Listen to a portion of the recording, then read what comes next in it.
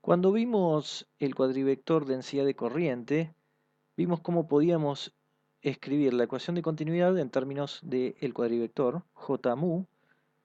Justamente la ecuación de continuidad divergencia de J igual menos d rho de t se podía escribir como la divergencia en cuadrivectores de J mu igual a 0.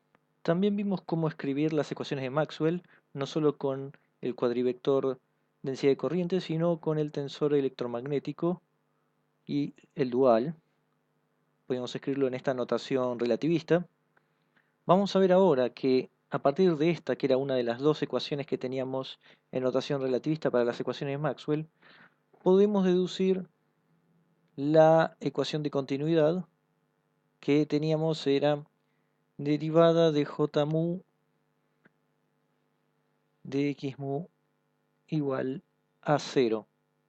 Vamos a usar también esta notación para las derivadas. En vez de poner df mu nu sobre dx nu, ponemos directamente delta nu así y representa la derivada en nu.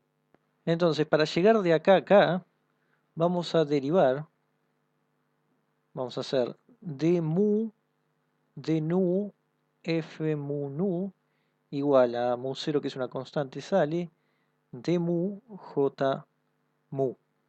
Entonces, lo primero que nos vamos a centrar es que la combinación de mu de nu es simétrica, es decir, que esto es lo mismo que aplicar de nu de mu. Recordemos que estos índices van de 0 a 4 y lo único que estamos diciendo es sobre qué variable hacemos derivada primero y en cuál después. En suma, tendremos los términos y también vamos a usar que el tensor electromagnético F mu nu era antisimétrico. Eso significa que esto es menos F nu mu. Esto es por cómo estaba definido. Tenía esta forma, que es lo que lo hacía antisimétrico, que valga dar vuelta estos dos índices y poner un menos. Queda exactamente igual.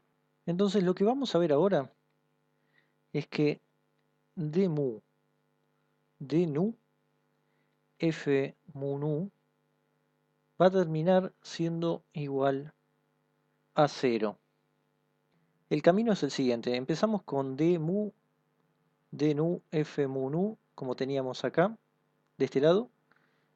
Y el primer paso es usar que podemos cambiar los índices. Total, estamos sumando de 0 a 3, así que no cambia nada. Quién llamamos mu y a quién llamamos nu. Eso siempre se puede hacer, se mantiene todo igual. Y el siguiente paso es usar las dos cosas que dijimos, que era simétrico de mu y de nu, por lo tanto los cambiamos, y que esto era antisimétrico, así que f nu mu nos queda. Esto es distinto a lo que hicimos de cambiar los índices. Esto es simplemente elegir quién va a ser 0, 1, 2, 3 en cada orden, que eso nos da exactamente lo mismo. Acá en cambio es que el operador es simétrico, derivar en mu y después derivar en nu, recordando que esto va de 0 a 3 y es una suma. Por eso cuando teníamos d mu, j mu, esto nos está diciendo que es una divergencia. Entonces estamos haciendo como si fueran dos divergencias, dos sumas, y nos da lo mismo cuál arranca primero y cuál segundo. Pero ahora esto es igual a menos d mu de nu. El menos ya lo sacamos afuera, así que hemos llegado que algo es igual a menos ese mismo algo. Por lo tanto, tenemos que ese algo debe ser igual a 0. De esta forma, entonces, derivando una de las dos ecuaciones que teníamos para derivar las ecuaciones de Maxwell, llegamos a la ecuación de continuidad, siempre manipulando los índices. Esto es lo más importante, manipulando los índices y utilizando la simetría de este operador y la antisimetría de este tensor para llegar al resultado.